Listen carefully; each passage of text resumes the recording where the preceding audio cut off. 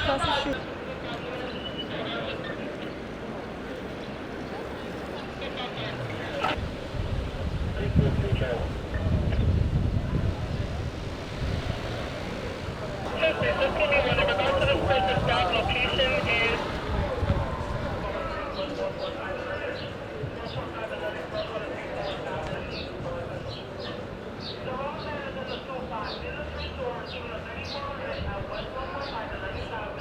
Black Lives Matter movement, and this is what happens on scenes when black people are killed. They don't give a fuck about us. They don't give a fuck about Hispanics, blacks, or people of color. All they care about is making their arrest and their quota. They don't do it properly trained. They are supposed to go after the person that murdered the individual, not go after people in the streets that are black, Hispanic, and all different types of cultures of color. They are supposed to be trained and educated and trained right, not to forcefully use force on people in the streets because they're standing and watching. They're supposed to get the person that murdered the person. They are not supposed to be just attacking people and arresting people. You know what I mean? This is what they do all the time.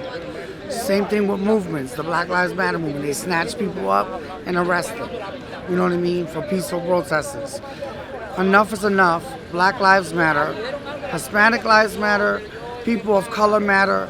Enough is enough in our communities. And our people of color that are murdering other people of color, we need to show some type of unifiedness and community. And we need to stop these murders in our communities. We also need to stop police from murdering people in our communities and arresting people as false arrests.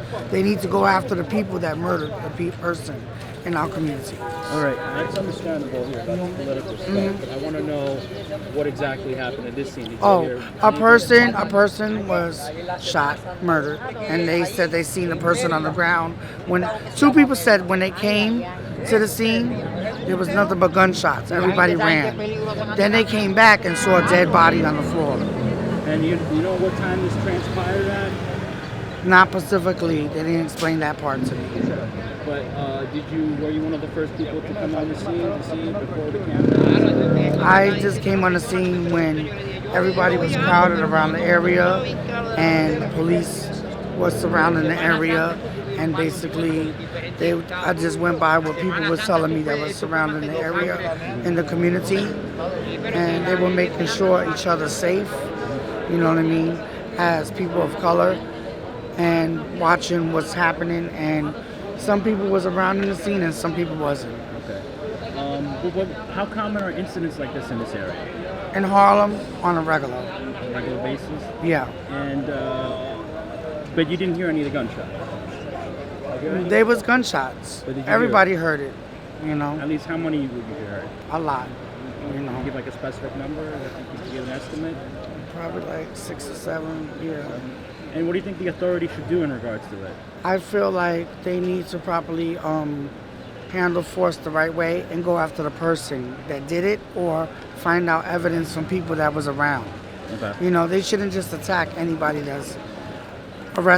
that's black or Hispanic or allies, white allies, or people of color, period. Do you feel safe walking in this area? Ever around police? No. But like, regardless, without police, do you feel safe walking? Oh yeah, I feel safe.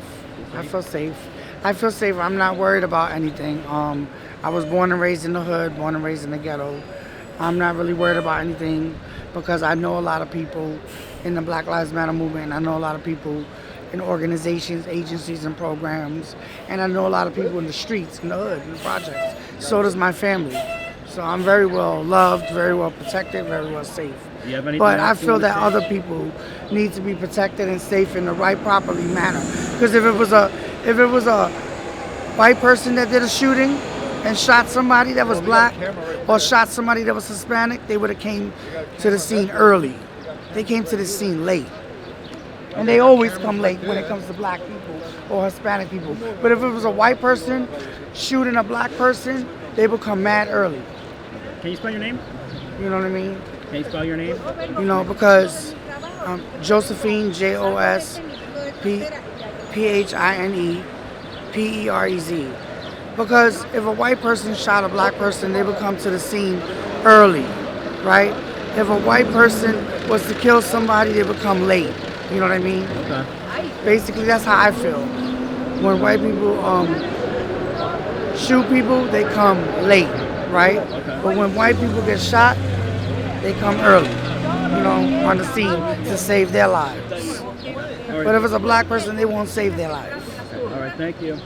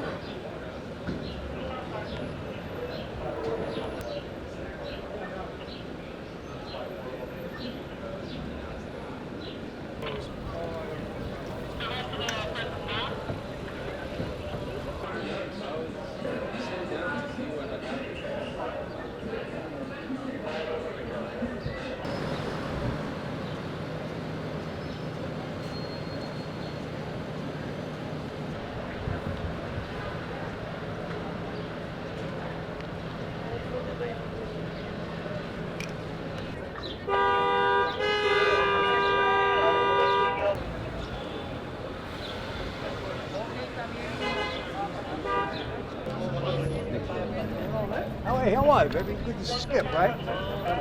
What?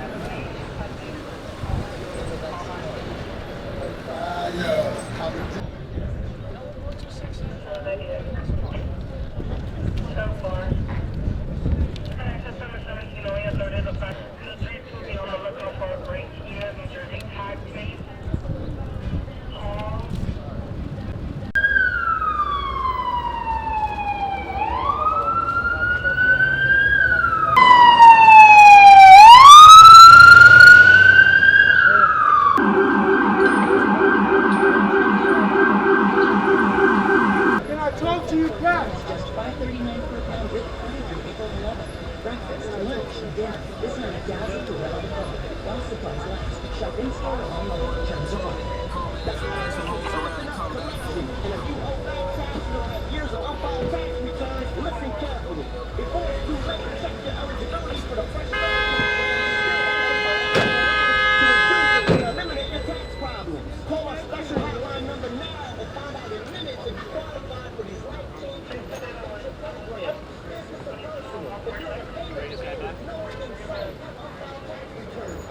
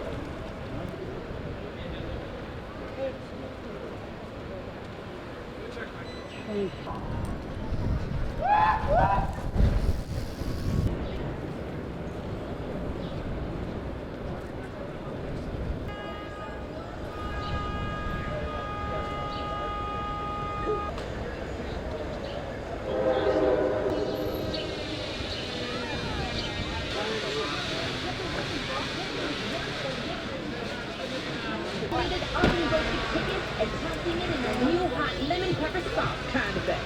Then we go.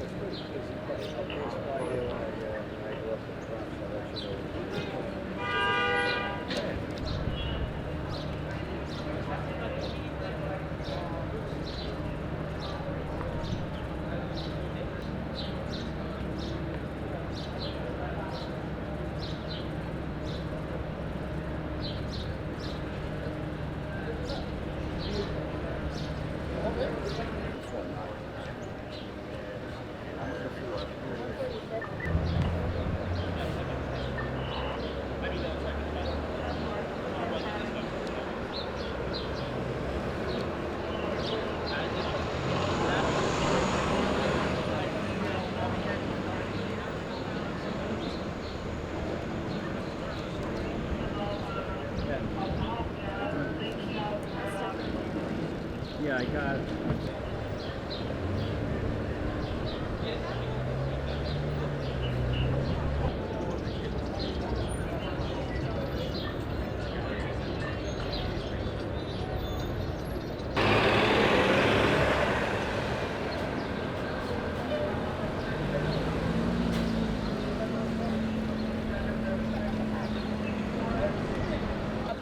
got shot.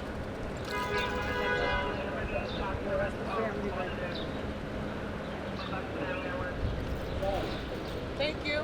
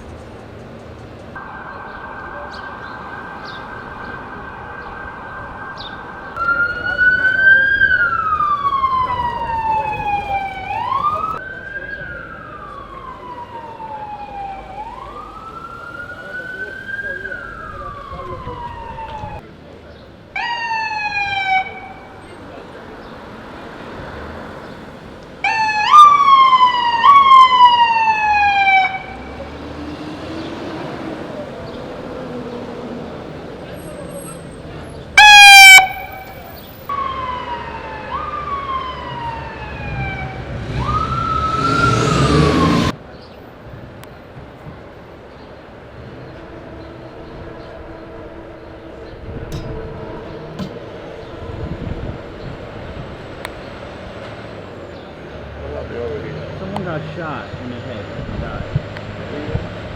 About 45 minutes. Say something about Alicia? No, I just want to go to the legal store.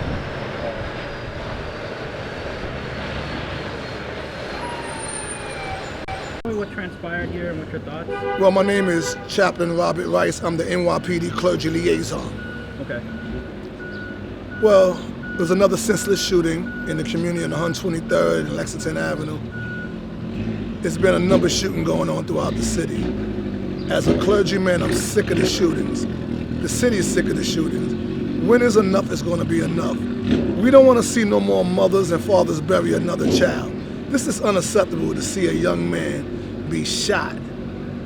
And I'm tired. I'm tired of telling a mother that their child didn't make it. I'm out here day in and day out trying to reconcile the differences with these young people. And I know that this is what I do. This is my calling. But we as a community got to get outside the four walls and have this conversation with these young people and tell them to put these guns down. We don't want no more bloodshed this summer. And we don't want these young people to think that they have a right to shoot anybody, because if you shoot somebody, you need to be off the street because you're a menace to society. It's unacceptable. We don't want senior citizens being shot. We don't want babies being shot. We don't want nobody being shot. And as a clergyman that visit over 300 people that's been shot in the past few years, that told over 100 families that their child did not survive. I'm tired of these senseless shootings. And people are dying at a record number. They're dying because they are headed to prison for killing each other, or because there's a senseless shooting. Enough gotta be enough. And we gotta come together as a whole, as a community, and address this problem. That means the clergymen, that means these organizations, that means the community needs to police their own community and talk to these young kids and grab them by the hand and take them to the programs and help these young people. We got to find a way to put a stop to this gun violence. My name is Chaplain Robert Rice.